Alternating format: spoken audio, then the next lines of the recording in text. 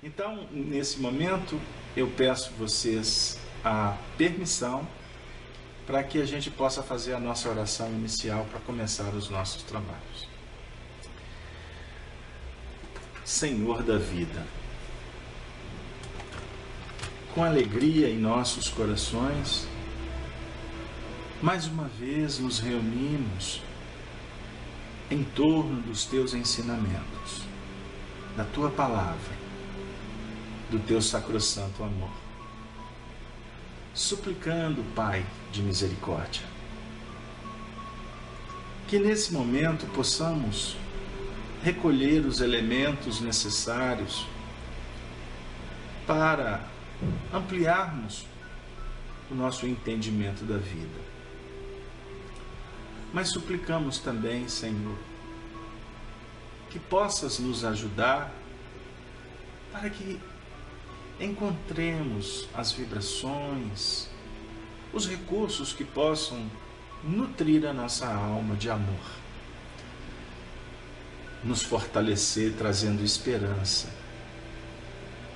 e, acima de tudo, estímulo para a prática do bem. Que o nosso encontro, Pai de bondade infinita, possa ser pródigo também de fraternidade, de troca de experiências respeitosas, para que cada um de nós possamos contribuir de alguma forma no aprendizado do semelhante, pois somos todos uma mesma família. Somos aquelas ovelhas que necessitamos de Jesus como bom pastor para nos conduzir para o aprisco que há de nos libertar definitivamente para a vitória do bem. E por isso, Senhor, que os bons espíritos, anjos tutelados, benfeitores, educadores que nos acompanham diuturnamente, que eles possam nesse momento encontrar na nossa intimidade aquela terra para que haja semeadura, através da intuição, das inspirações, e juntos, cuidando inclusive das nossas chagas morais, das dores de nossas almas, possamos atingir, ao término do nosso trabalho, esperançosos, alegres e nos sentindo em paz pelo dever cumprido. E naquele movimento de profunda gratidão a tantas bênçãos derramadas sobre todos nós. E assim, Senhor, em nome dos ideais sacrossantos que tentamos nos sintonizar com eles, que é o ideal da evolução, possamos te pedir permissão para darmos por iniciado mais um programa das nossas noites queridas, alegres, fraternas das terças-feiras, quando nós estamos aqui realizando o programa Amor e Sabedoria de Emmanuel. E se eu não estiver enganado, hoje nós estaremos completando o programa de número 67. Então, para nós é um motivo de muita alegria. Então, inicialmente, eu gostaria de abraçar a todos os ouvintes da Rede Amigo Espírita, a você que acompanha assiduamente a programação da Rádio Brasil Espírita, que especialmente hoje está conosco, junto com o grupo que compusemos a Sala Estudando Espiritismo para este programa. Que você possa se sentir abraçado por todos nós, num movimento de profunda gratidão por você estar participando desse trabalho conosco. Porque você, ouvinte ou teleouvinte, já que agora nós transmitimos a imagem também através do site da Rede Brasil Espírita, da Rede Amigo Espírita, e também o site da FEAC, que é a Casa de Kardec, a qual nós estamos vinculados em Belo Horizonte. Hoje nós podemos dizer, você é o nosso teleouvinte, é o motivo de estarmos aqui, juntos, divulgando doutrina espírita e o Evangelho de Jesus. Nós estamos, queridos amigos, trabalhando, portanto, com aspectos que remontam à obra há 2000 anos, psicografado na década de 40 por Francisco Cândido Xavier. Obra essa ditada por Emmanuel. E fica para nós aqui aquelas reflexões que sempre acabam promovendo o nosso trabalho, que é efetivamente convidar a todos vocês que possam adquirir o livro, porque nós aqui debatemos alguns pontos. Nós tentamos trazer a leitura romanceada para encaixar dentro das nossas necessidades como debate, como sala de estudo. Mas o grande lance é você adquirir a obra, né, e ler estudando-a, que graças a Deus é o que a gente tem procurado fazer com todos os romances de Emmanuel. Então, para aqueles que estão acompanhando semanalmente, nós estamos exatamente naquele ponto do livro que remonta especificamente o capítulo As Pregações do Tiberíades. E na última semana, se vocês se recordarem, nós encerramos o nosso trabalho exatamente naquele momento em que Lívia, junto com Simeão e com a Ana, que era sua serva, assistiram uma pregação de Jesus. O momento mais importante, não tenhamos dúvida, da trajetória desses personagens. Eles foram privilegiados de terem encontrado com Jesus quando o Mestre aqui esteve. E aí a gente vai procurar refletir do motivo destes encontros, porque eles, de alguma forma, falam bem pertinho do nosso coração sobre o encontro que estamos buscando junto com o Mestre dos Mestres, como agora aqui está acontecendo, e eu não tenho dúvida alguma disso. Jesus terminava a pregação e ele se despede de Simeão dizendo: vai em paz e não tenhas pressa, porque em verdade aceitarei o teu sacrifício no momento oportuno. Olha que beleza. Ele está despedindo de Simeão, falando para Simeão aguardar, porque o Senhor já percebia aquele movimento do cristão autêntico que foi em busca do Mestre, não para beber, no sentido de atender apenas as questões de ordem pessoal, mas acima de tudo, já no movimento de trabalhar de sorte a sintonizar com os grandes projetos da evolução planetária.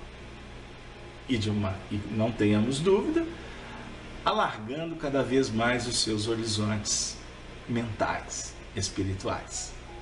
Então Jesus disse: vai em paz e não tenhas pressa. Olha que beleza, não tenhas pressas, porque o testemunho de cada um chega no momento oportuno.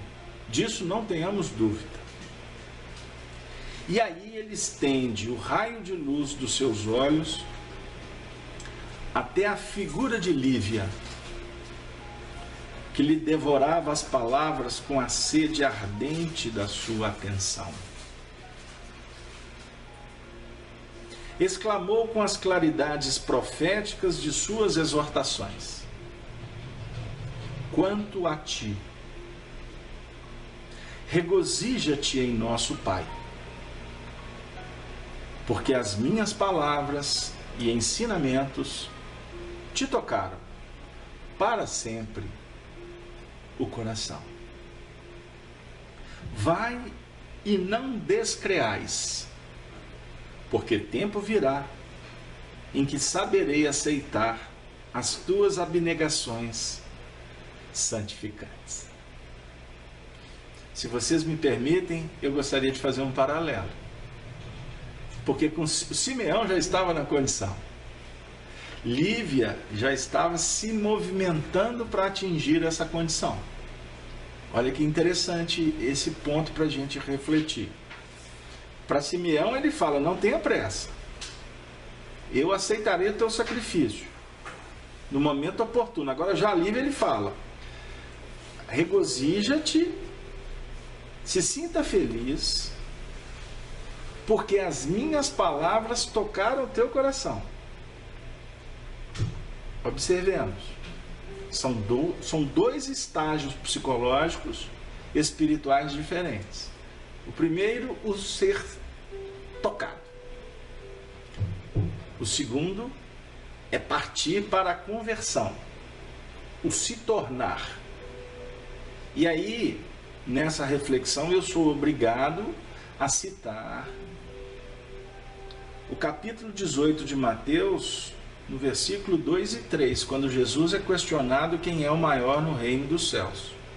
Vocês me desculpem, mas provavelmente eu cito esse versículo em quase todos os estudos quando eu vou falar desse movimento de ser tocado e de se apresentar para o trabalho.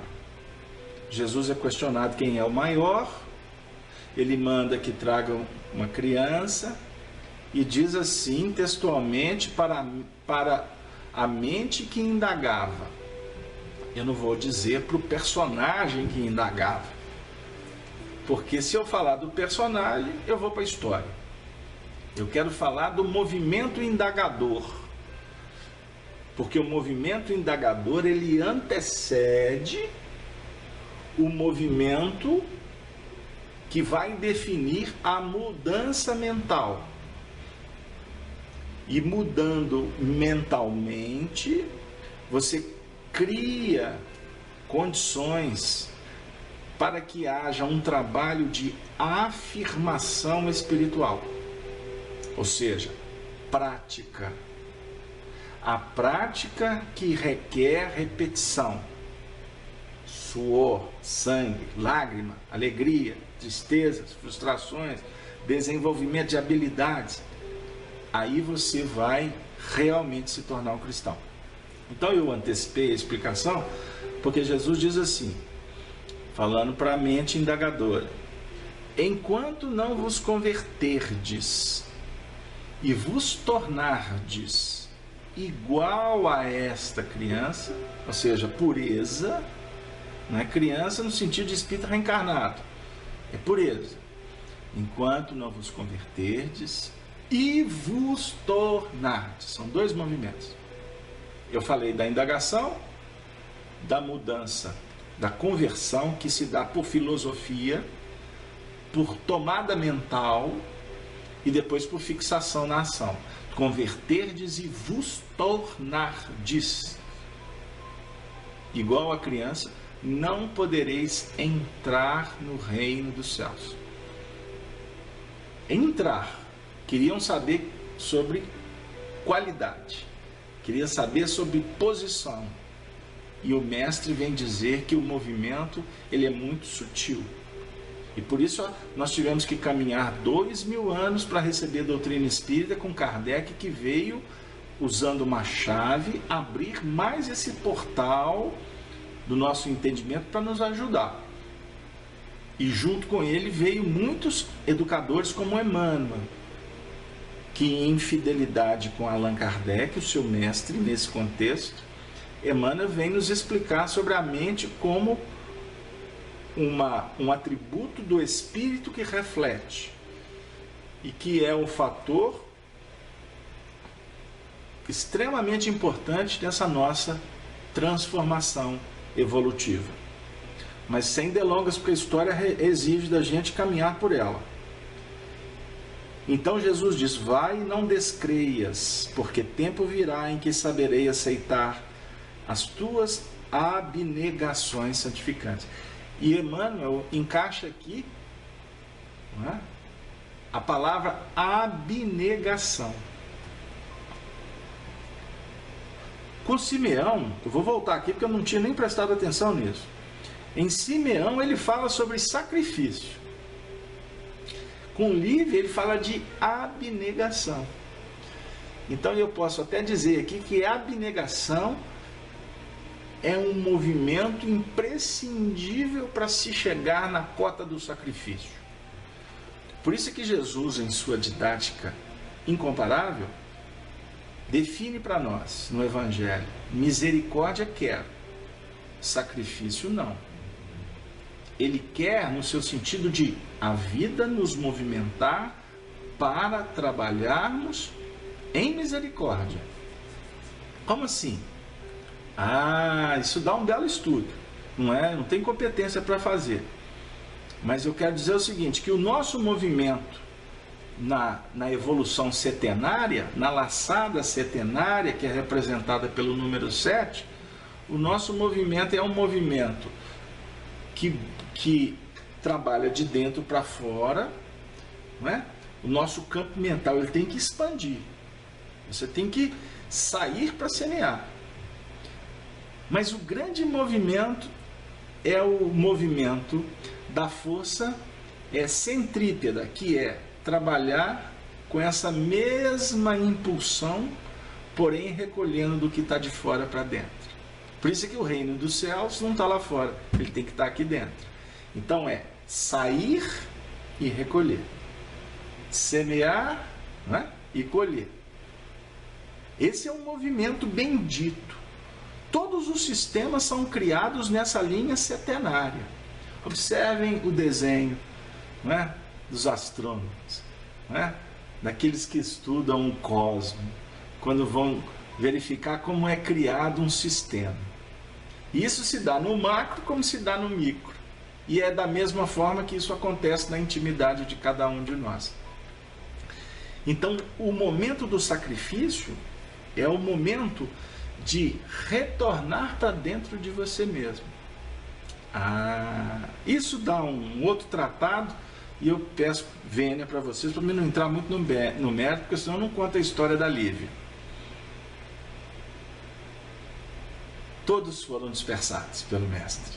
Era noite, quando Lívia e Ana regressaram à casa solarenga, confortadas pelas graças recebidas das mãos caridosas do Messias. Eu vou ler esse trecho para a gente estar sintonizado com a poesia de Emmanuel.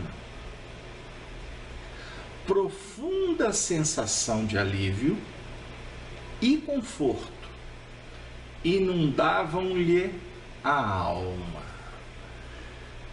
É o Consolador prometido. Ele consola e alivia. O meu jugo é suave, o meu fardo é leve. Eis a senha do Evangelho. Eis o trabalho do cristão. Então, nós que estamos começando a projetar nossa mente para trabalhar com Jesus, guardemos isso no fundo de nossas almas. O trabalho com Jesus é para confortar e para aliviar. No movimento em que nós, como idealistas religiosos, estivermos operando, criando desconforto e sobrepeso, nós não estaremos em sintonia com Jesus. Ponto. E esta reflexão é um convite seríssimo para que a gente tenha na cota de uma avaliação diária, enquanto estivermos encarnados. Porque nós não temos dúvida de que a nossa mente, que está ainda num plano de afirmação muito mais na treva do que na luz, como assim? Nós estamos começando a querer luz. Então, quando você começa a buscar luz, o que era a zona de segurança, de conforto, passa a ser treva. E quando passa a ser treva, ou seja, a revelação mostra que há treva, o grande desafio é dar um passo rumo definitivo à luz. A nova luz que você está descobrindo. Só que se desvincular desse mecanismo que é o plano operacional nosso durante milênios, está na razão direta da descoberta da luz, da lei. Por isso é que a lei opera em nós morte, queda. Quando eu não sei, o que faço é lei. Quando descubro a lei, o pecado habita em mim. O que Paulo está falando na sua carta aos Romanos? Depois eu trago esse texto para a gente dar uma refletida sobre ele. A ignorância, ela tem um papel interessante para manter a treva. Não é? Eu estou recebendo uma pergunta aqui da Marilac. Marilac, só um instantinho, por gentileza, querida. Enquanto você não sabe, tudo é festa. Agora, quando você descobre, é o momento do Evangelho entrar em cena. Porque o Evangelho, Jesus chega simbolicamente, o Evangelho propõe amor. Porque a lei vergasta. Então, tem muitos espíritas que ficam discutindo se doutrina espírita tem a ver com o Evangelho ou Evangelho com doutrina espírita. E, na realidade, nós estamos gastando energia à toa. Porque enquanto vocês estão discutindo essa questão, nós estamos deixando de adocicar o processo. Por quê? O Evangelho é para adocicar o que a doutrina espírita abre. Coube a Moisés tirar o conteúdo do movimento iniciático, apresentando para o povo. E esse movimento que Moisés proporcionou, ele foi sendo trabalhado ao longo dos séculos, dos milênios. De Moisés a João Batista, nós temos um período extremamente valoroso de revelação da lei de justiça. Por que você falou João Batista? É simples, porque Moisés revelou simbolicamente a linha mental de Moisés, os espíritos que estavam numa frequência de operação evolutiva no orbe. E essa frequência, ela foi sendo elaborada por reencarnações de muitos avatares, de muitos educadores, né? E quando nós chegamos no momento em que Jesus encarna na Terra, junto com um grupo de espíritos escolhidos, ele faz um divisor de águas. Dele para trás, o parâmetro é Moisés. Então, só que de Moisés a Jesus, nós temos uma interseção chamada João Batista. Que foi, João Batista é um símbolo, tá, gente? Não estou falando que João Batista é a reencarnação de Moisés, não é isso não. Mas é a reencarnação da ideia. Então, de Moisés a João Batista, a ideia da metanoia, ela foi sendo trabalhada de uma forma exuberante para a fixação do conteúdo na Terra. E aí, o que acontece? João Batista, então, representa o ápice da proposta mosaica. Por isso é que Jesus disse, dos nascidos de mulher, João é o maior. Dos nascidos de mulher, João é o maior. Dentro de um processo de elaboração psíquica, que o nosso queremos falar, porque elaboração biológica, a gente pode ficar falando de reencarnação aqui, de espíritos que foram, voltaram, mas nós não queremos entrar no mérito disso. Eu quero aprofundar de uma vez. Nós queremos entrar na concepção psíquica, não é? Fertilização, semente espiritual que precisa de encontrar um óvulo, não é? Um território fértil para que haja frutificação. Só que esse processo que historicamente se deu de Moisés a João Batista, na realidade ele não terminou lá. Ele foi fundamentado, vamos dizer assim, na psicosfera do planeta. Qual é o desafio do discípulo de Jesus? Primeiro, eu vou falar didaticamente, dentro da minha ideia, ok? Que não é a minha ideia, é o pensamento dos espíritos, que a gente vem tentando captar aí há muito tempo. Primeiro, o discípulo de Jesus ele vai ser apresentado para João Batista. E, historicamente foi o que aconteceu. Se vocês estudarem aqueles que foram fundos, vocês vão verificar que inclusive Jesus fazia parte de um grupo que ficava observando o que João Batista fazia. É lógico que ele não precisava. Mas ali ele se fez por uma questão de socialização. Ah, tem coisas aí que a gente não pega. Fica na história, a gente fica no romance. Aí o que aconteceu? Ele começou a se movimentar. É o amor que vai, por exemplo, no momento em que o discípulo vai descobrindo a verdade, o amor tem que chegar para pôr no colo, para dizer: bem-aventurados os que sofrem, os que têm fome, os que têm sede, bem-aventurados os misericordiosos, né? Aí ele se apresenta para João Batista para que João o batizasse. Olha que beleza. A gente precisa de ter mais cuidado para estudar. Aí você fala: mas e Kardec? Onde entra nisso? Ah, então se você... Aí a gente vai fazer uma junção perfeita. Moisés, João Batista, Kardec. Que é Kardec desenvolvendo, apresentando uma chave para a gente mergulhar nas escrituras sagradas. Então vai ter gente aqui que já vai começar a ficar, talvez, com indiferença com a nossa ideia. Uai, então você tem que falar que você está falando que nós temos que estudar Moisés?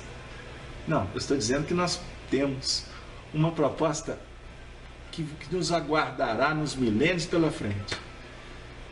A gente entender o fundamento das escrituras,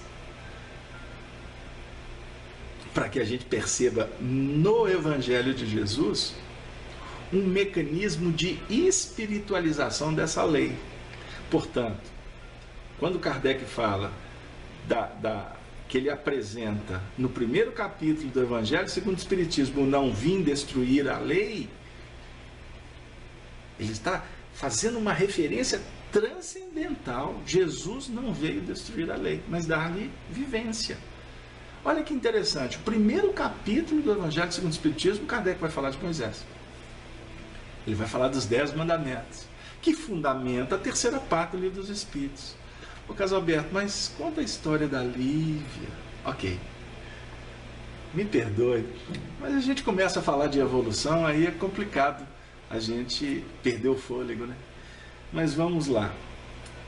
As duas voltam para casa. Penetrando, porém, nos seus aposentos, Lívia encontrou de frente a figura enérgica do marido, que deixava transparecer na fisionomia carregada os mais intensos sinais de irritação, como acontecia nos momentos de seu mais ríspido mau humor. Ela notou-lhe a exacerbação de ânimo, mas ao contrário de outras vezes, quer dizer, esse movimento de exasperação aqui, de irritação, de rispidez, estava se tornando constante. Diferente do senador, do casal dos primeiros tempos de Roma. Nós temos que lembrar que eles mudaram para Roma, o senador já mais ou menos com 29 a 30 anos de idade, conforme nós estudamos em programas anteriores. E na Palestina ele foi iniciar um movimento de profundas transformações, que começaram como respostas das atitudes cruéis, orgulhosas, vaidosas do senador romano, que efetivamente recebeu como prêmio. O primeiro grande desafio foi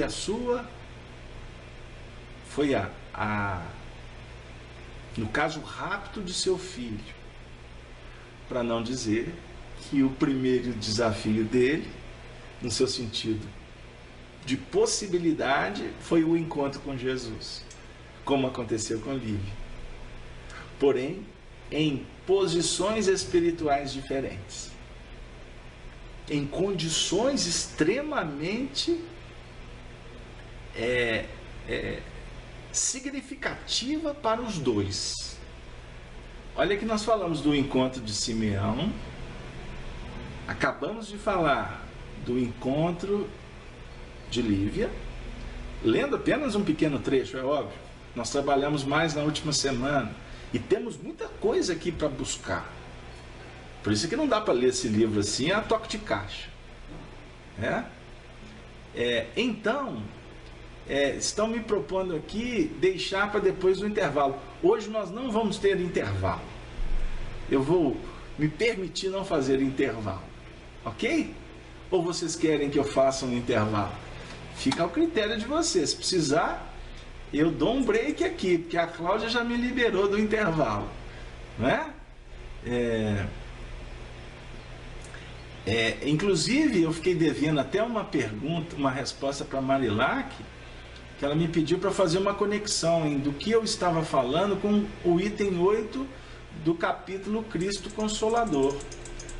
Você gostaria que eu abordasse o Cristo Consolador? Vamos fazer o seguinte, Marilac, me lembra mais para o final, tá joia? Porque senão eu vou perder aqui o gancho da história, tá legal? E tá ficando envolvente. Tá chegando um momento importante aqui.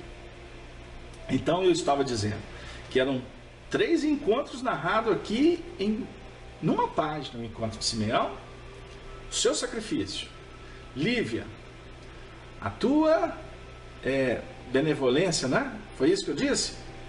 Foi isso que Emmanuel falou? Não. Eu perdi aqui agora. Abnegação, achei. Abnegação. E no encontro do senador, eu vou pedir que a Cleusa corra no texto, porque está nos capítulos anteriores, e o Arnaldo não está aqui hoje. Corra no texto do encontro do senador com Jesus, porque tem uma palavra lá chave que vai, inclusive, nos ajudar a entender esses 3 movimentos: encontro de Simeão, sacrifício; encontro de Lívia, abnegação. E qual foi a palavra-chave que ele usou com o senador? E enquanto isso eu vou continuar aqui para não perder o fôlego. Ele estava irritado. Ela notou-lhe a exacerbação de ânimo, mas ao contrário de outras vezes, parecia inteiramente preparada para vencer as mais tremendas lutas do coração. Ela se sentiu fortalecida. Ela se sentiu revigorada. O campo mental dela abriu. A fé robusteceu. Porque com serenidade imperturbável o encarou face a face. Encarar face a face, me vem à memória 3 textos, aliás, 2 textos, porque senão fica extenso. O primeiro texto: o espírita verdadeiro é aquele que pode encarar a razão face a face, promove a sua transformação moral, doma as más inclinações e encara a razão face a face. Verdade é face a face. Só que a verdade de hoje, ela vai doer. Porque, como eu disse, a verdade de hoje mostra para nós qual é a treva que nós estamos sintonizados. Por isso é que espírita sofre. Sofre porque vai conhecendo a lei básica. Mas o problema maior é que nós não sabemos sofrer. Por isso é que no Evangelho segundo o Espiritismo, Kardec diz sobre a importância do bem sofrer. O que é o bem sofrer? As aflições do mundo de fora, ok. Se quiserem ficar por aí, não tem problema. Mas eu gostaria mais de aprofundar. O bem sofrer para nós é descobrir a treva e não querer sofrer, ou melhor, não sofrer por não ver a treva sendo dissipada. Agora o negócio, o parafuso vai apertar. Ah, sabe o que acontece? Nós somos tão vaidosos, nós somos tão prepotentes, que a gente acha que bastou ler o livro dos Espíritos para você resolver seus problemas todos da evolução, de milênios. Você vai ajustar tudo de uma hora para outra. Por isso que tem gente que assiste uma palestra sobre perdão, sai telefonando para todos os inimigos para pedir perdão. Isso é contraproducente. Não é assim que funciona. Você não vai vencer cristalizações, fixações, que muitas vezes envolveram muitas reencarnações, num momento para o outro, num passe de mágica, ou porque você tomou um passe. Eu fiz um atendimento fraterno essa semana que uma companheira me contou um drama de uma pessoa que se envolveu com a família dela, e aí por fim ela disse, aí por isso é que agora eu estou trazendo essa pessoa para o centro toda semana. Pensei comigo, eu entendo o coração bondoso da irmã que está querendo resolver o problema da outra, mas esse é um dos grandes erros que nós espíritas cometemos. É como se a gente quisesse de uma hora para outra dar um banho de loja na pessoa, simplesmente porque ela está levando ela no centro espírita. E muitas vezes a gente cria até dificuldades para a pessoa se for essa atitude. Não funciona assim. Não funciona na base da agressão, da pressão. Existe um time.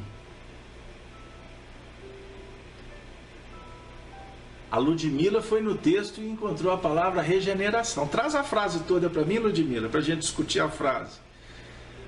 Regeneração. Se for, ela buscou no texto lá do há 2000 anos. Mas se for regeneração, ela tá a caminho.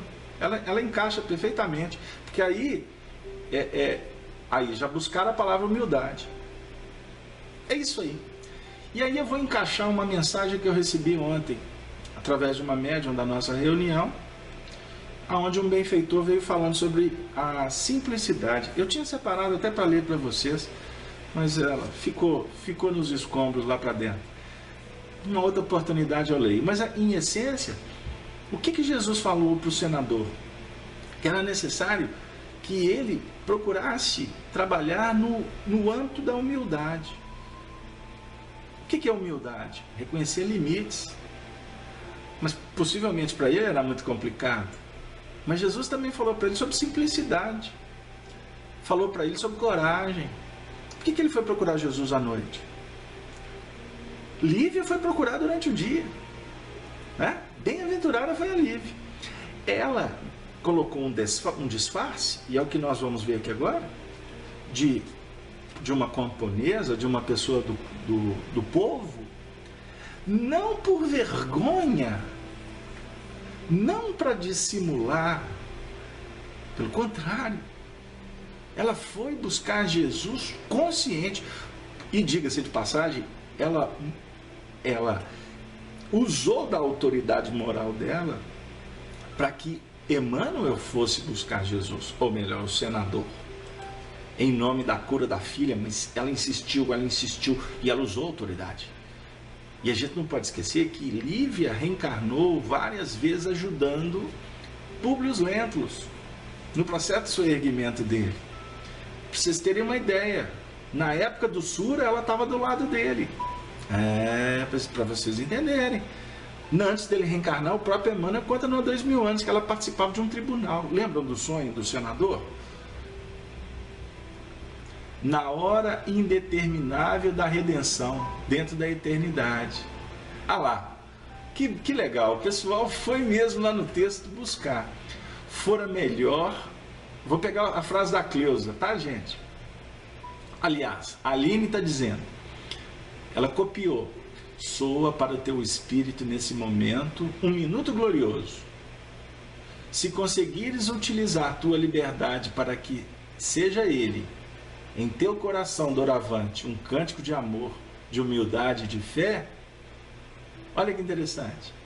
Depois de longos anos de desvio do bom caminho, pelo sendal dos erros clamorosos, encontras hoje um ponto de referência para a regeneração da tua vida. Então a trouxe.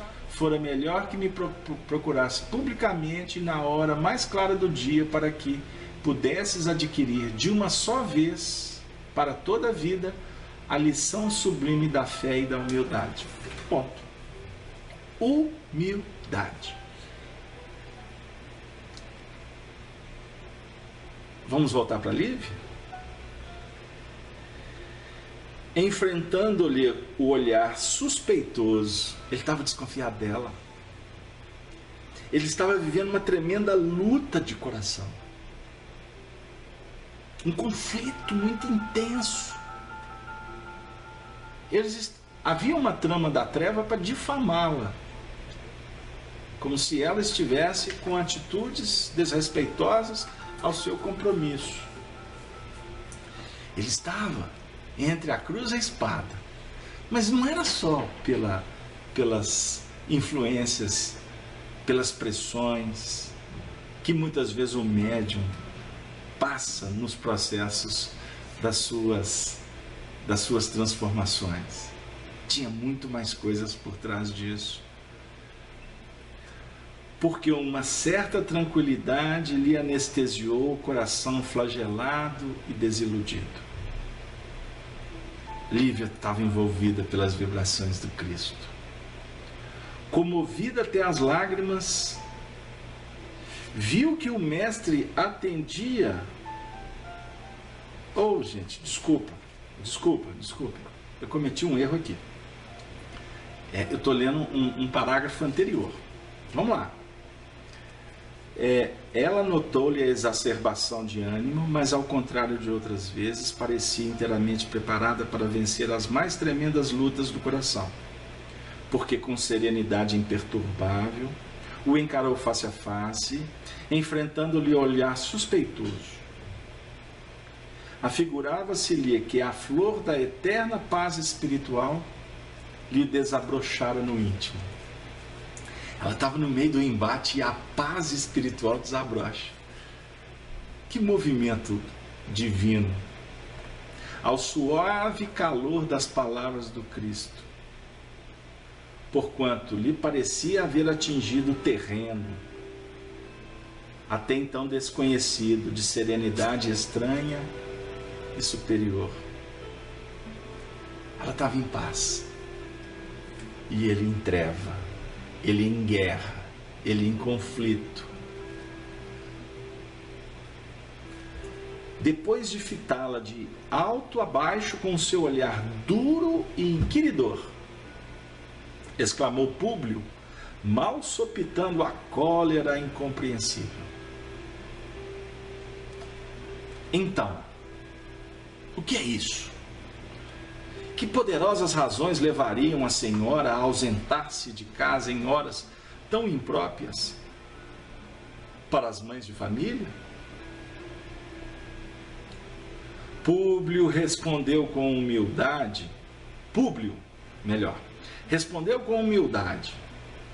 estranhando aquele tratamento cerimonioso.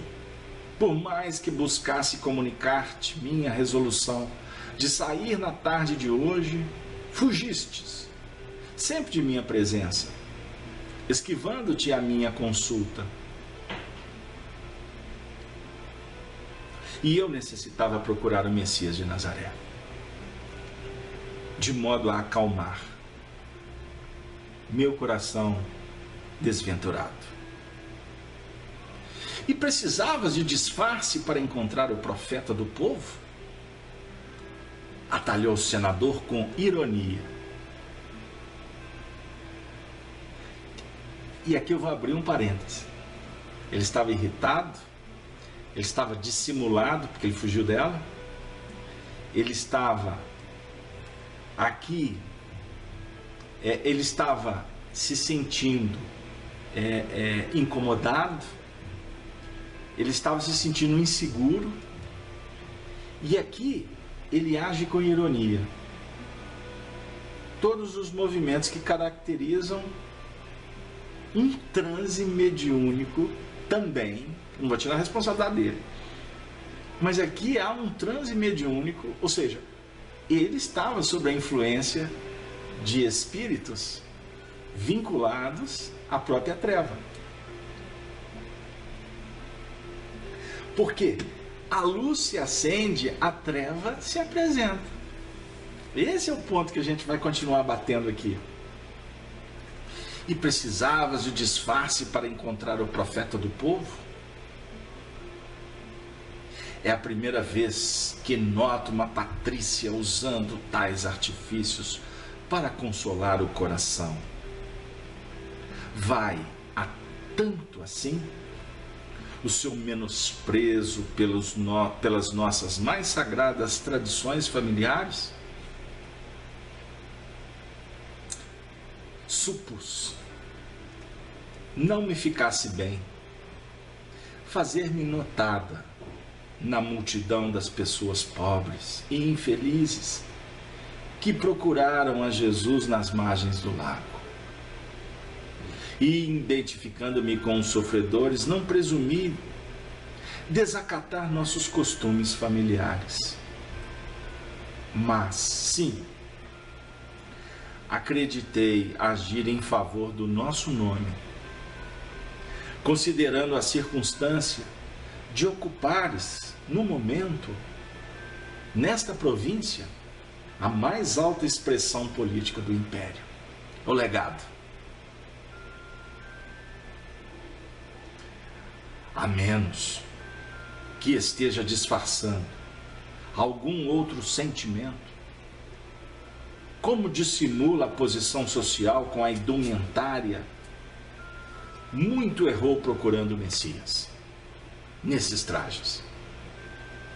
Porque afinal, estou investido de poderes para requisitar a presença de qualquer pessoa da região em minha causa. Mas Jesus, Públio, deve estar para nós muito acima dos poderes humanos, que sabemos tão precários, por vezes. Acho que a cura da nossa filhinha, diante da qual todos os nossos recursos foram impotentes, é o bastante para fazê-lo credor da nossa gratidão imperecível. Ignorava que a sua organização mental fosse tão frágil em face dos sucessos do Mestre de Nazaré. Aqui em Cafarnaum, continuou o senador asperamente. A cura de nossa filha? Como assegurar uma coisa que a sua argumentação pessoal não pode provar com dados positivos? É a ciência dos homens, querem provas, cálculos.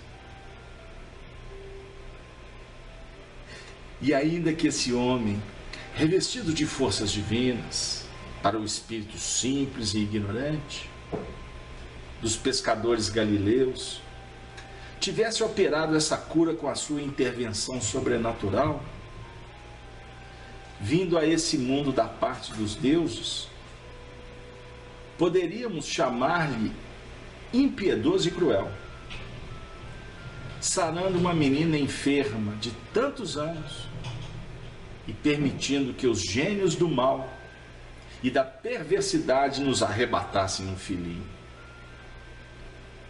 sadio e carinhoso, em cuja fronte colocava a minha ternura de pai, todo um futuro brilhante e promissor. A argumentação de uma inteligência privilegiada,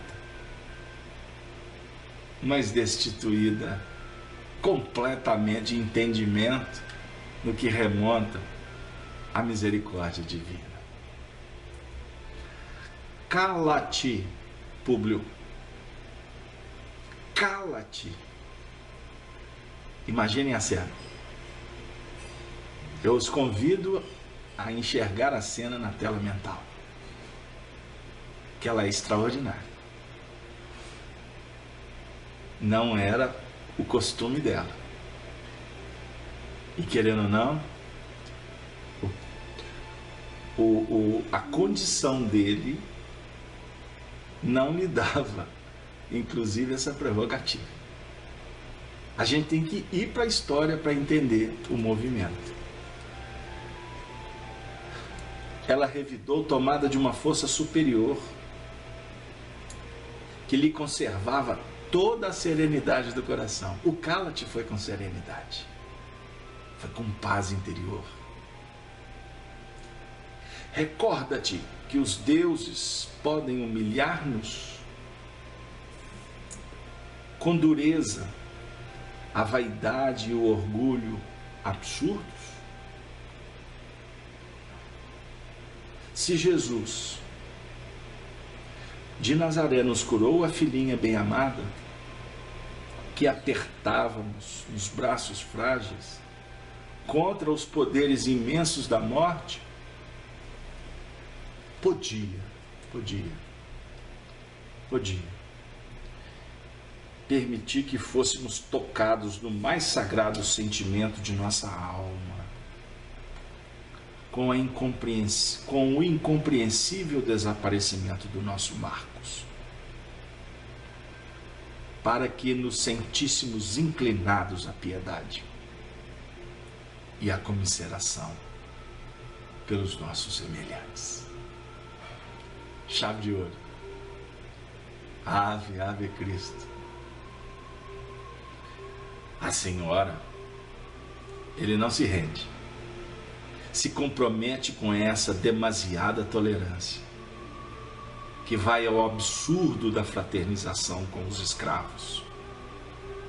Disse público com rispidez e austera severidade. Tal atitude de sua parte me fez pensar seriamente que a sua personalidade mudou no decurso desse ano, porque as suas ideias, longe do nível social, da sede do império, baixaram ao terreno dos sentimentos mais relaxados, em face da compostura que exige da mulher de um senador ou da matrona romana. Lívia ouvira, angustiada, as palavras injustificáveis do marido. Nunca o vira tão irritado em todo o transcurso da vida conjugal. Mas verificara em si própria uma renovação singular, como se o pão rústico, abençoado pelo mestre, lhe transfigurasse as mais recônditas fibras da consciência. Seus olhos se enchiam de lágrimas, não por orgulho ferido ou pela ingratidão que aquelas admoestações injustas revelavam, mas com profunda compaixão do esposo, que não a compreendia, e adivinhando a dolorosa tempestade que lhe fustigava o coração, generoso, porém arbitrário, no plano de suas resoluções, serena e silenciosa, não se justificou perante as severas reprimendas. Era o momento da abnegação. Era o momento do silêncio. Foi quando, então, compreendendo que aquele atrito não deveria prosseguir, quando um não quer, dois não brigam, dirigiu-se o senador para a porta de saída do apartamento, abrindo-a com estrépito, a exclamar: jamais fiz uma viagem tão penosa e tão infeliz. Gênios malditos parecem presidir as minhas atividades na Palestina. Por quê? Se curei uma filha,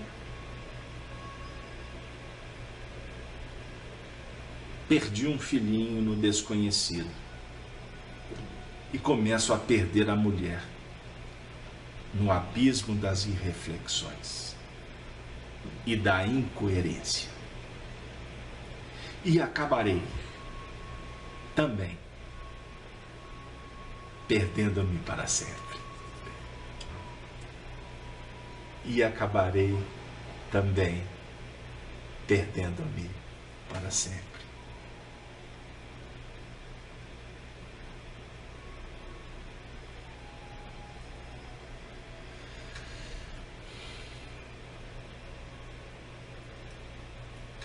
Nosso Sérgio de Porto Alegre está dizendo assim: me chama a atenção o nível de discussão deles. Nos nossos dias, em alguns casos, o total desrespeito.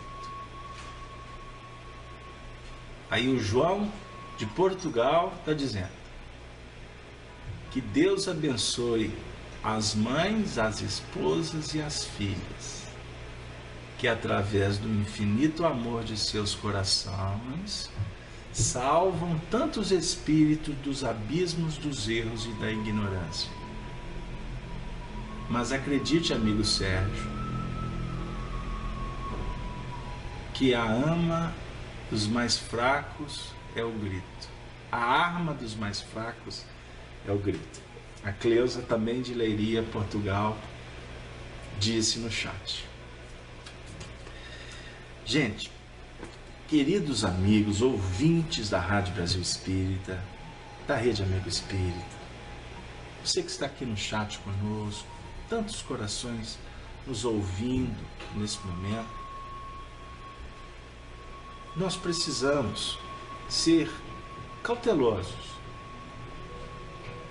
na análise, para não cometer o equívoco do julgamento. Eu citei um texto de Paulo no início e que nós reservamos aqui para dar uma fundamentação nessa última etapa do nosso encontro.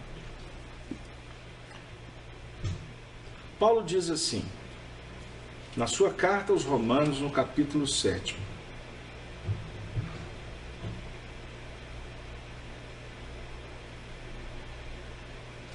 Ai, que ótimo! Não estava na previsão e eu vou ler. Primeiro versículo. E não sabeis vós, irmãos, pois que falo aos que sabem a lei,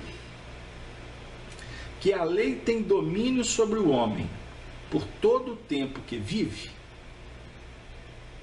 Qual lei? Lei divina. Homem, quando Paulo se refere ao homem, ele está falando da razão. A lei tem domínio sobre a razão. Porque a mulher que está sujeita ao marido, enquanto ele viver, está-lhe ligada pela lei. Mas, morto o marido, está livre da lei do marido. De sorte que, vivendo o marido, será chamada adúltera, se for doutro marido. Mas, morto o marido, livre está da lei, e assim não será adúltera, se for doutro marido. Assim, meus irmãos, também vós estáis mortos para a lei pelo corpo de Cristo, ressuscitou dentre os mortos, a fim de que demos frutos para Deus. Ai, meu Deus, vou precisar da ajuda dos universitários espirituais. Vamos refletir. Paulo está falando de homem e mulher? Ele está falando de questão de comprometimento de casamento dentro dos princípios judaicos? Ele se apoia no fato, ok? Mas ele está se referindo a questões de foro íntimo. Ou seja, a lei tem domínio sobre a razão. Isso não tenhamos dúvida. A razão que concebe a lei. Você está entendendo a lei. Então a lei tem o domínio sobre a razão. Por isso, a mulher está sujeita ao marido. Que mulher? Mulher, a esposa do marido? Não. Ele está falando do sentimento. O sentimento, ele precisa de estar direcionado pela sabedoria. Pela sabedoria.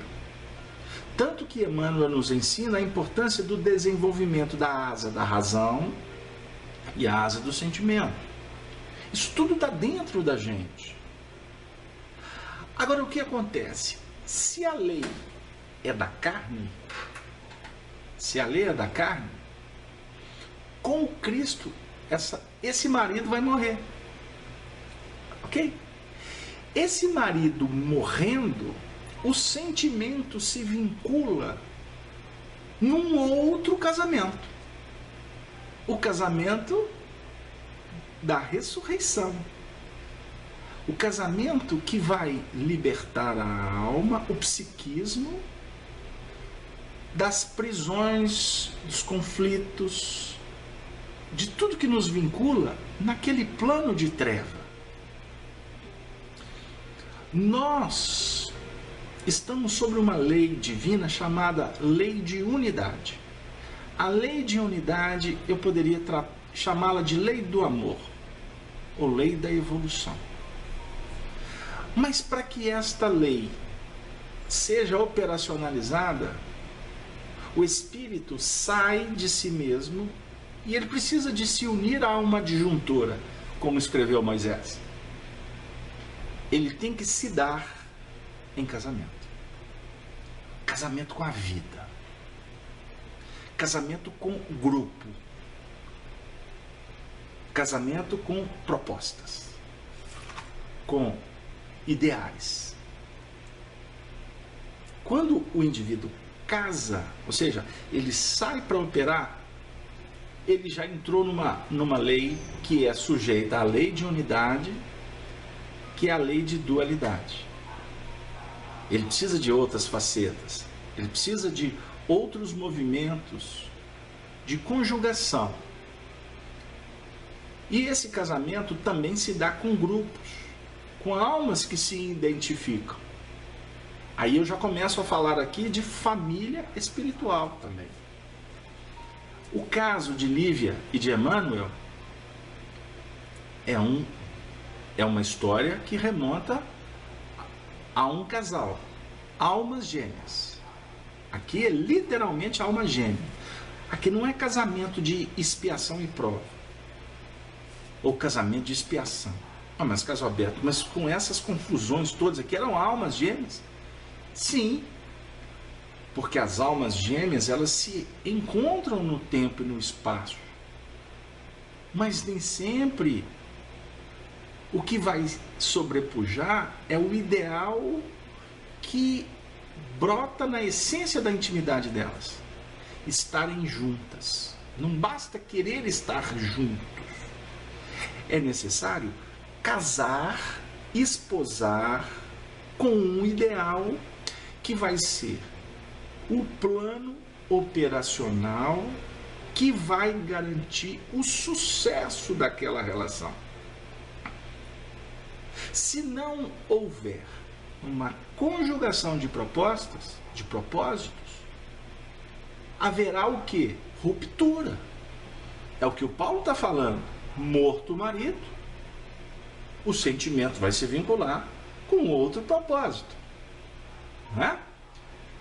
Vai se vincular com outro propósito. Agora, morto o marido, no sentido morto o ideal, automaticamente o sentimento, que é a face do espelho da nossa alma, ele vai se projetar para linhas que vão trazer benefícios. Agora, não morto o ideal, dividir o ideal é como se estivéssemos praticando um adultério. Como assim? O negócio vai começar a ficar bom agora. Quer ver? Querem ver? Sim. Sabe qual que é um dos grandes problemas que a gente vive hoje? Como espíritas, nós estamos descobrindo a verdade. Descobrindo a verdade começa a trazer desconforto. E esse desconforto, como nós dissemos lá atrás, a revelação ela vai nos mostrando qual é a nossa posição. Que eu estou apontando para trás como aquela posição do passado, mas na realidade é a posição do hoje. Então, qual é o grande problema que a gente vive? Muitas vezes, a nossa essência espiritual propõe um casamento com Cristo, porque o Cristo é o noivo da humanidade. Assim trata os exegetas, os teólogos, através dos milênios, dos séculos. E é muito interessante, porque ele se diz que ele é o noivo. João Batista fala que ele é o noivo. O noivo é que vai casar com a virgem. Não é? A virgem no sentido da alma, que vai efetivamente receber o noivo. Não é noivo espírito, Jesus, não. O espírito que vai se colocar com pureza da alma para receber a semente que há de fertilizá-lo para que ele se engrandeça e frutifique a vida abundante dentro dele, dentro do próprio psiquismo. Carlos Alberto, você está dando uma volta. Ok. Mas isso não é um assunto que você vai explicar assim, de uma forma simples. E se a gente tiver que voltar nesse conflito semana que vem, vamos voltar. Porque nós precisamos de ir com calma.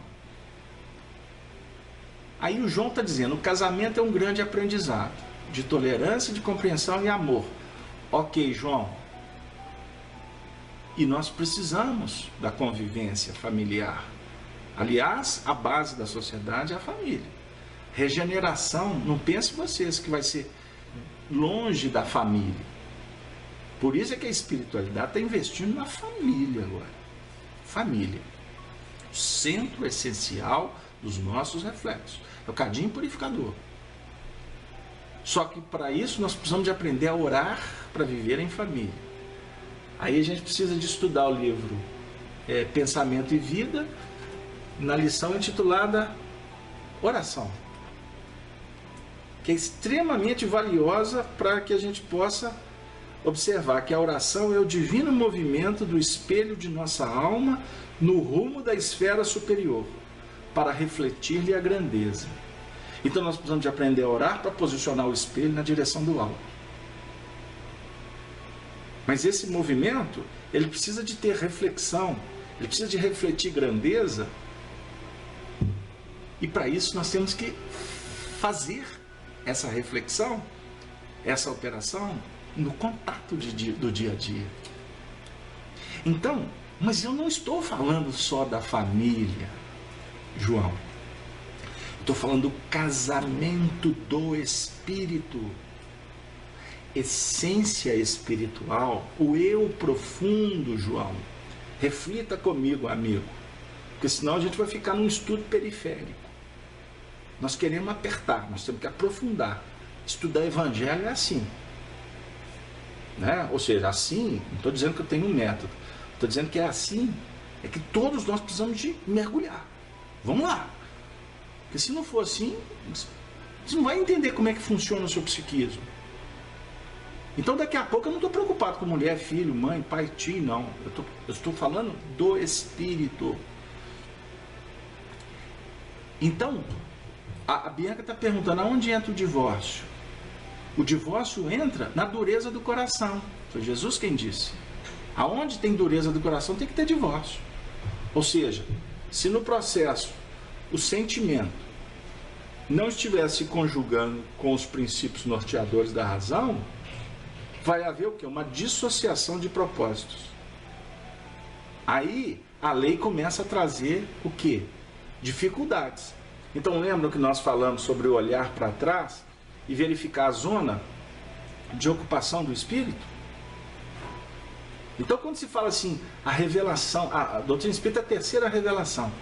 Aí fica muitas vezes nós espíritas intelectuais nos embrenhando no ensinamento espírita como se a revelação tivesse apenas no livro. Não. A revelação espírita, ela vai abrir o nosso entendimento no que remonta à nossa realidade, à nossa posição.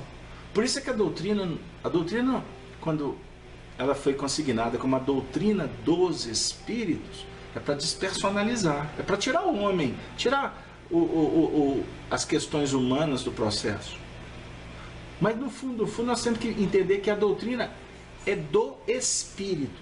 Então o livro dos Espíritos é o livro da sua vida. O livro dos Espíritos, da primeira até a 1019 questões, ele vai estar falando do seu mundo íntimo. Ele vai estar falando da sua realidade. Então, pergunta, vamos lá, um exemplo. Questão 23 do Livro dos Espíritos. O que é o Espírito? A gente responde lá na mocidade, né? O princípio inteligente do universo. Aí tem um amigo nosso aqui, o Samuel, ele fazia os estudos e falou assim, o que é o Espírito? Aí a gente tem que entender e responder assim, o Espírito sou eu. No dia que você começar a trabalhar nessa linha, o Espírito sou eu, você vai observar que existe o Espírito que eu era e também o Espírito que eu virei a ser. O Espírito que eu sou é a sua condição de agora. Por isso é que conhecer a lei significa morte para esse Espírito que sou eu. Não sei se vai dar lá, se o negócio está ficando muito filosófico. O Espírito que sou eu, ele tem que morrer para permitir que venha nascer o Espírito que eu virei a ser. Então o passado, ele é a base, mas o futuro é a grande referência. O futuro é a referência. Então Jesus se intitula Eu sou o Filho do Homem. Ele é o paradigma, ele é o modelo, ele é o referencial. Mas Jesus tem que trabalhar com a sua realidade. Carlos Alberto, e aí?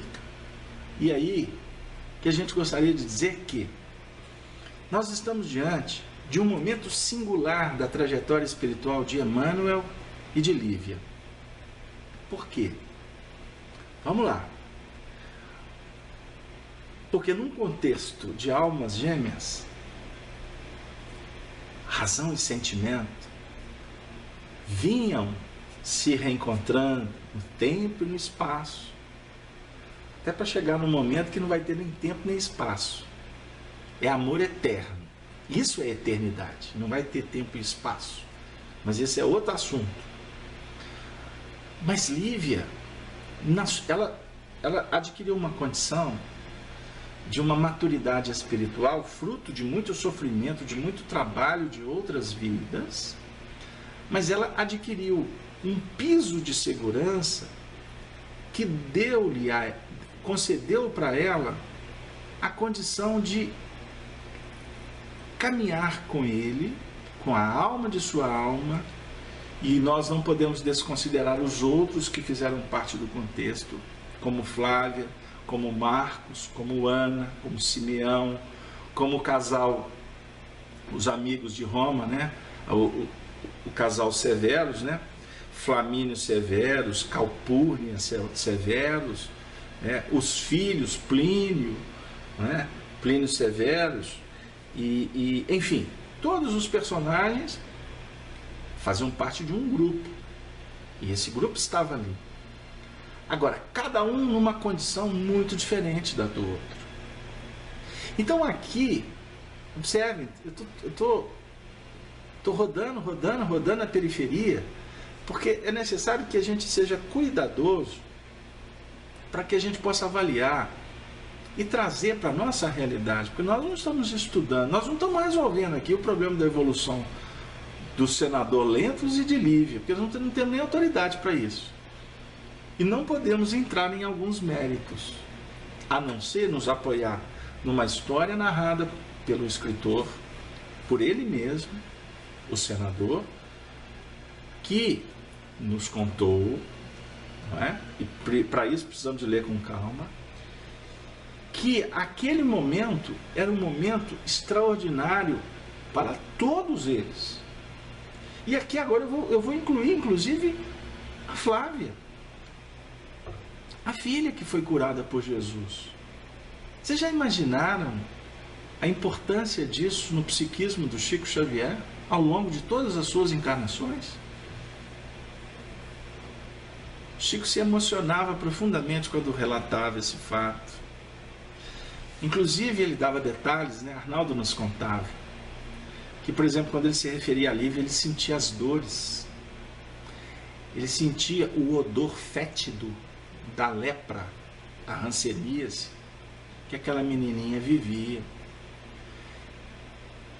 Ele nunca falou sobre a alegria que ele sentiu-se, que ele sentiu-se em revigoramento, em reestabelecimento, porque eu não tenho dúvida de que seria até antiético da parte dele. Imaginemos o que ele pode ter visto naquele momento. A Ana, que estava lá na casa, que viu a luz entrando no quarto. Agora, os personagens em foco, o nosso querido senador e a sua esposa. Então, ela, bem-aventurada, porque o ensinamento de Jesus tocou o coração dela. Gente, nós precisamos de pensar. Vamos refletir com cautela, com segurança. Nós estamos num momento como espíritas que nós precisamos trabalhar o sentimento. Não é sentimentalismo, e muito menos racionalismo, intelectualidade fechada, discursos longos, energias gastas com debates improfícuos, enquanto o filho do Calvário precisa do atendimento. Doutrina espírita agora é a doutrina do sentimento. Esse é o ponto. Porque se a gente não adocicar, o próprio entendimento da letra, que mata, não permite a revivescência do espírito. Esse é o ponto que a gente gostaria de bater. E o senador, vamos recordar mais um pouco o sonho que ele teve no início da obra. Ele estava como que absurdado com a lógica da reencarnação. Vocês estão lembrados? Quem chegou depois, eu convido a voltar no livro para a gente debater mais isso nas próximas semanas. Mas ele estava assim, chocado em ver o seu avô, o seu bisavô, Sura, com a mesma caligrafia, a mesma assinatura, com a fisionomia ipsis literis da dele, o julgamento, a reencarnação, ele se vendo como protagonista da Revolução de Catilínia. Vamos lembrar, isso foi muito antes desse momento que ele está vivendo com Lívia agora. E ele foi, de alguma forma, envolvido pelo seu amigo Flamínios. Isso está no primeiro capítulo da obra. Mas ele já estava como que a sua alma já estava sendo preparada pelos técnicos espirituais exatamente para viver esse momento.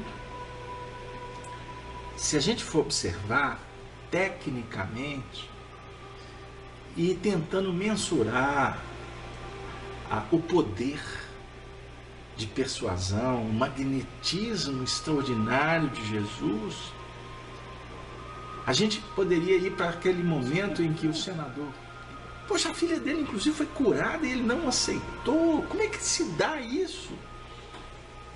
Ah, não, ele perdeu a oportunidade. E como ele mesmo escreve, ele mesmo deixou claro, e vocês trouxeram frases,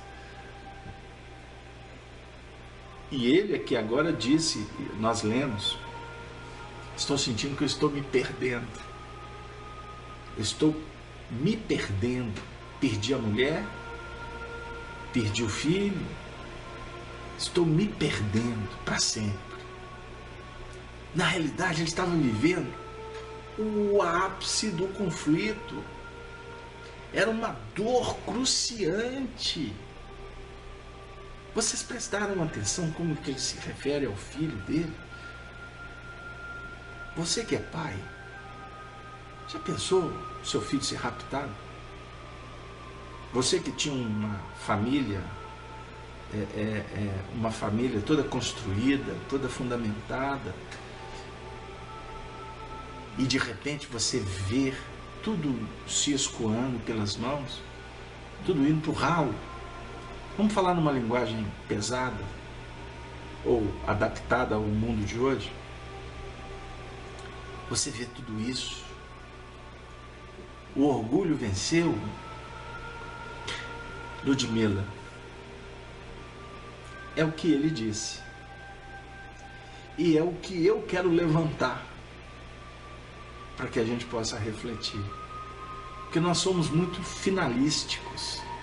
A gente já quer ver a história pronta. A gente analisa de uma forma cartesiana. Eu muitas vezes, como trabalhador da casa espírita, eu tenho que ser cuidadoso, porque o povo fica na letra. Fica preso. Está escrito isso aqui, viu, Casalberto? E a gente diz assim, está escrito. Mas o que está escrito? Você já viu o que está por trás do que está escrito?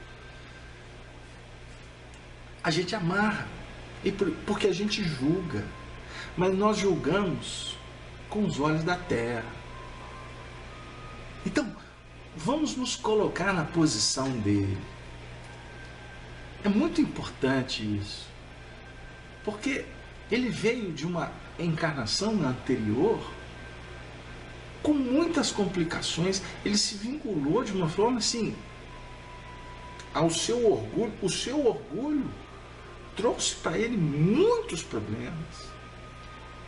E aí você tem uma alma gêmea que reencarna com você, para você recomeçar, para você redirecionar um projeto de evolução. E será que nós poderíamos ter a pretensão de querer resolver a história do Emmanuel naquela vida ali? O Fábio está dizendo, nos dias de hoje sinto que somos preparados em todas as circunstâncias da vida para encontrarmos por definitivo o nosso ponto de referência de uma vez. Nesta vida, Fábio, e eu posso dizer uma coisa para você, nós estamos sendo preparados desde quando Deus, em meio à treva, disse assim, conforme descreveu Moisés. E disse Deus, haja luz. E a luz foi feita. E viu Deus que a luz era boa. No mergulho, nós estamos como que sobrenadando num processo de evolução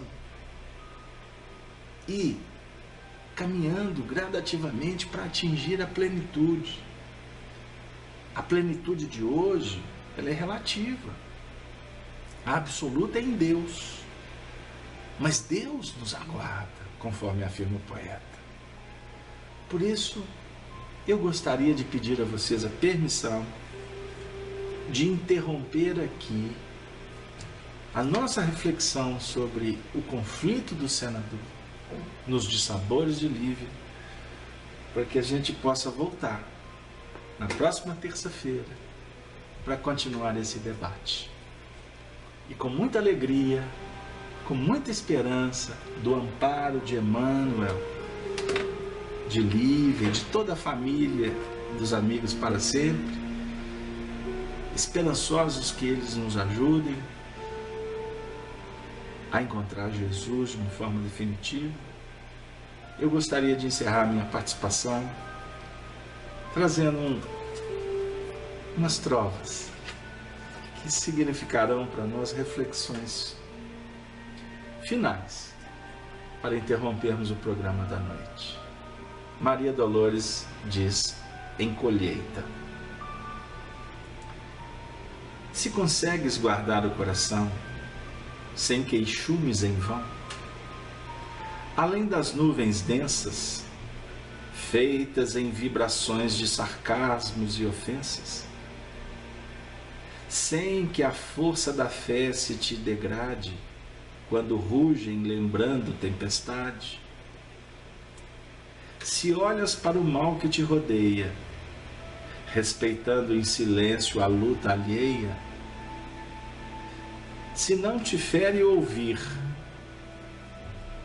a expressão que te espanca ou te censura, no verbo avinagrado da amargura, sem alterar teu sorriso de servir,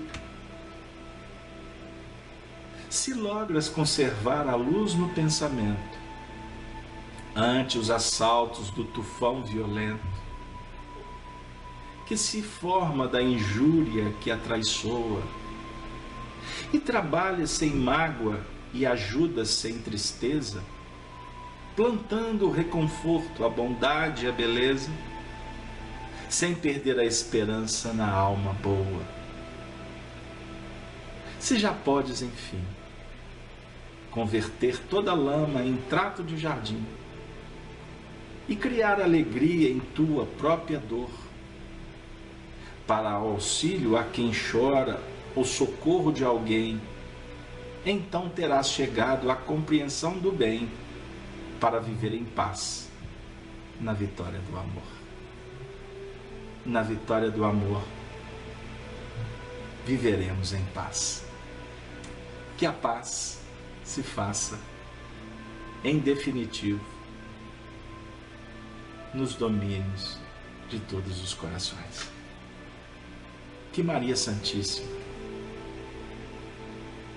a mãe de todos nós, humanidade, possa nesse momento nos envolver em suas preces, em suas vibrações, enviando os caravaneiros para ajudar os nossos familiares. Possamos, Mãe, agradecer por tudo, mas ainda assim te pedir, não nos deixes entregue à própria sorte. Esteja conosco, Mãe, para que possamos nos aproximar cada vez mais do Evangelho de Teu Filho e com ele banquetearmos nas bodas, na ceia divina que há de nos felicitar um dia como humanidade, todos reunidos na festa dos céus. E assim, as rosas do seu jardim serão distribuídas numa festa incomparável. Festa de caridade, de felicidade, mas acima de tudo, de irmandade. Ave, ave, ave Cristo, nos despedimos, transferindo para a Cláudia, que nos coordena nessa noite, a função de encerrar com vocês. Por aqui eu fico, mandando um beijo para todos os ouvintes da Rádio Brasil Espírita, da Rede Amigo Espírita, a todos vocês da FEAC, da sala, enfim, um beijo dessa turma aqui das Gerais, do mais belo horizonte. Até breve, que assim seja.